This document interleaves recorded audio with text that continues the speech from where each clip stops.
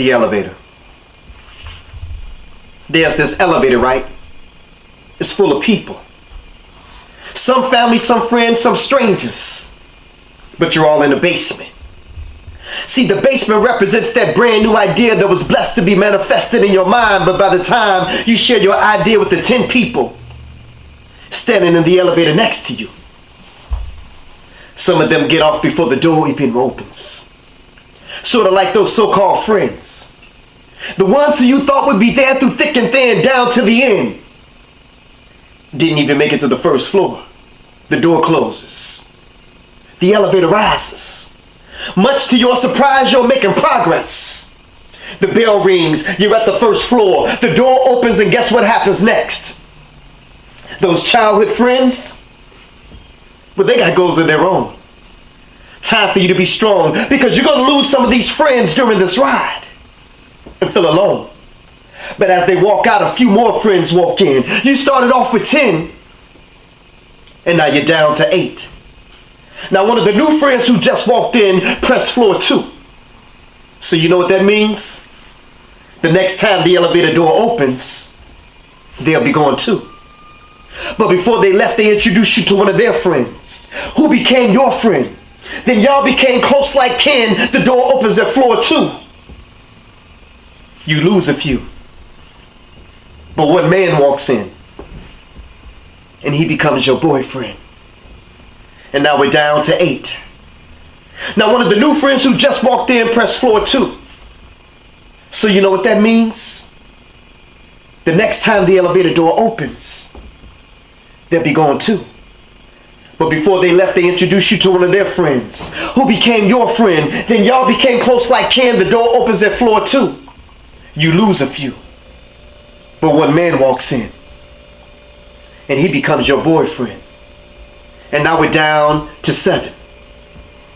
Now only 4 out of the 7 are the original occupants that you begin with. In all, there are 2 strangers. One cousin, one friend, your mom, one new friend, and a boyfriend. Now the elevator passes floor 3. Seems like life is finally looking up. But as soon as you get comfortable, you're at the 4th floor and the door opens up. You're staring death right in the face. Quickly you step back.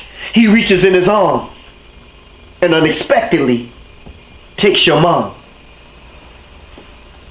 Now everyone in the elevator consoles you.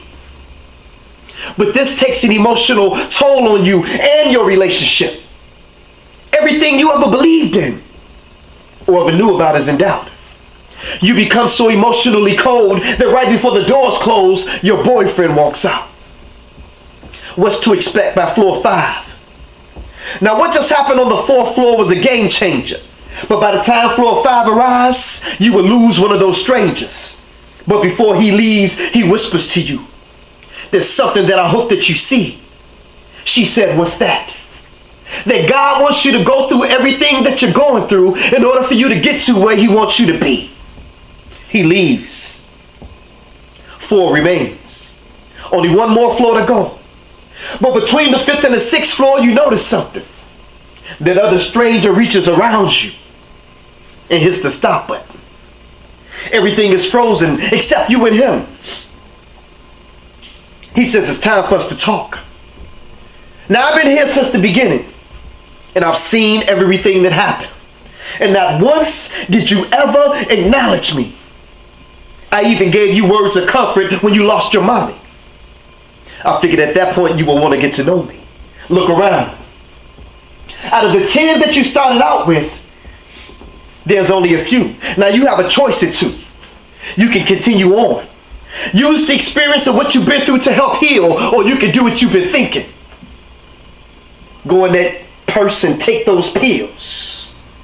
She said, "No, I want to live." "Then you need to learn how to forgive." She now knew who she was talking to. She takes a deep breath and asks for forgiveness. He said, "I'll forgive you when you learn how to forgive yourself." He pressed the button. The bell rings.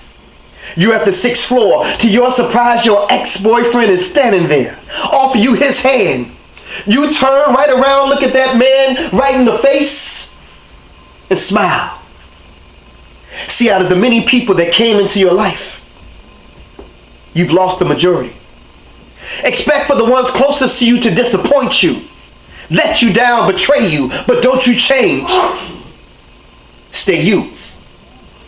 And at the end of the day, when you place your family and friends before God, He will remove them to show you that He's a jealous God, and none should be placed before Him. Trust Him to know that He will replace everything stolen, restore everything lost, and heal everything broken.